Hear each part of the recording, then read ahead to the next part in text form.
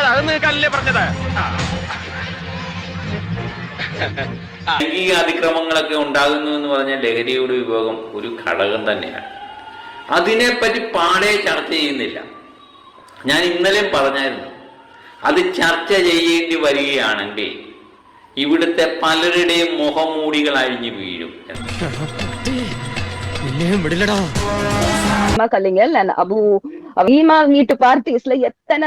നടന്മാർക്കെതിരെ വിവിധ തരത്തിലുള്ള ആരോപണങ്ങളുമായി പല നടിമാരെത്തുമ്പോൾ ഇപ്പോഴത്തെ WCC അംഗങ്ങളായ ഓരോ വ്യക്തികൾക്കെതിരെയും ഗുരുതര ആരോപണങ്ങൾ പൊങ്ങി വരികയാണ്. ഇതേതാണ്ട് എലിക്കണിയിൽ സുനവെട്ടതുപോലെ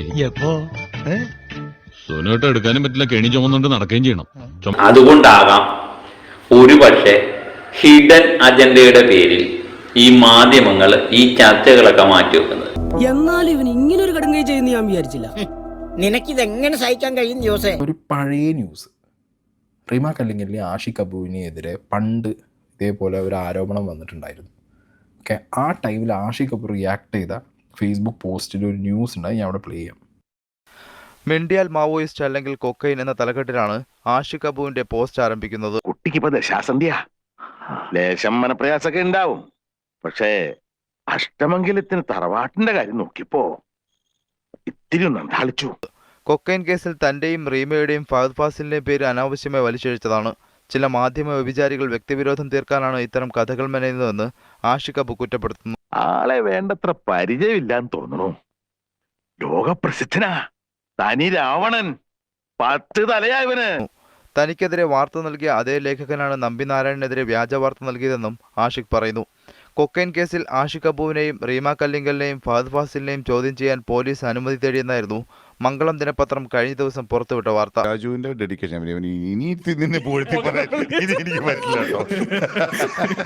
മാധ്യമ മേധാവികൾ ആർക്കൊപ്പം? ഇങ്ങനെ ഒരു ചോദ്യം ഉന്നയിക്കുന്നതിനു പിന്നിൽ മാതൃഭൂമി ഇന്ന് മുക്കിയ ഒരു വാർത്തയാണ് ആധാരം.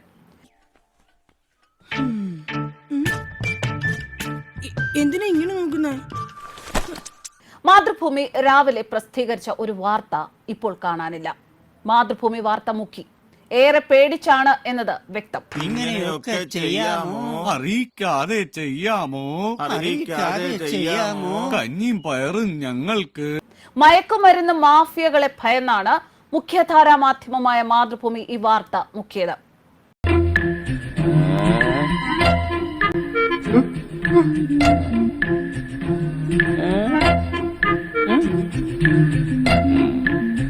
മുകേഷിനും സിദ്ദിഖിനും ജയസൂര്യയ്ക്കും ഇല്ലാത്ത പരിഗണന അഭിലാഷ് മോഹൻ റീമ കല്ലിങ്കലിനോട് കാണിക്കുന്നതിന്റെ ഗുട്ടൻസ് എന്താണ് എന്ന് ഇപ്പോൾ പൊതുസമൂഹം ചോദിക്കുകയാണ്.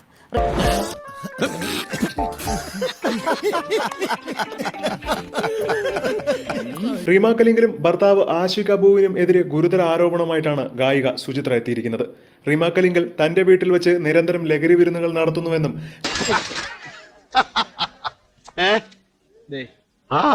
സ്ത്രീ പുരുഷ വ്യത്യാസമില്ലാതെ ഈ വിരുന്നുകളിൽ ലഹരി ഉപയോഗിക്കുന്നുവെന്നുമാണ് സുചിത്ര ഇപ്പോൾ പ്രമുഖ മാധ്യമത്തിന് തന്നെ നൽകിയ അഭിമുഖത്തിൽ പറയുന്നത്. ഇത് ഞെട്ടിക്കുന്ന കാര്യം കൂടി സുചിത്ര പറയുകയാണ്. അനവധി പെൺകുട്ടികളെയാണ് അവർ നടത്തുന്ന പാർട്ടികൾ ലഹരി ഉപയോഗിക്കുന്നത് എന്നും സുചിത്ര വ്യക്തമാക്കുന്നു. റീമ ആതിഥേയം നൽകിയ ഹോസ്റ്റ് പാർട്ടികളുടെ സ്വഭാവം കാരണമാണ് അവരുടെ കരിയറിനെ നശിപ്പിച്ചുവെന്നും താരം പറയുകയാണ്. 2 ഓലക്കീറോ വെള്ള തുണി എടുത്തോളൂ എന്നെ മൂടാൻ. എന്നാ ഇന്നത്തെ ഭൂതല സംപ്രേഷണം ഇവിടെ അവസാനിച്ചിരിക്കുന്നു.